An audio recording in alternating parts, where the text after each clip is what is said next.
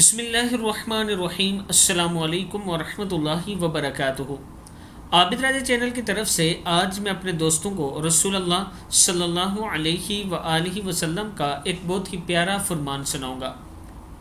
حضرت ابو ہریرہ رضی اللہ تعالیٰ عنہ فرماتے ہیں کہ میں نے رسول اللہ صلی اللہ علیہ وآلہ وسلم سے سنا تھا کہ آپ صلی اللہ علیہ وآلہ وسلم نے ارشاد فرمایا کہ میری امت کے لوگ وضو کے نشانات کی وجہ سے قیامت کے دن سفید پیشانی اور سفید ہاتھ پاؤں والوں کی شکل میں بلائے جائیں گے، تو تم میں سے جو کوئی اپنی چمک بڑھانا چاہتا ہے تو وہ بڑھا لے، یعنی وضو اچھی طرح کرے۔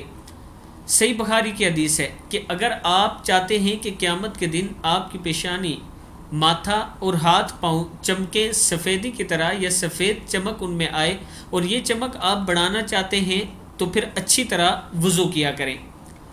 آپ دوستوں نے اس پر ضرور عمل کرنا ہے اور اس ویڈیو کو آگے ضرور شیئر کرنا ہے۔ السلام علیکم ورحمۃ اللہ وبرکاتہ۔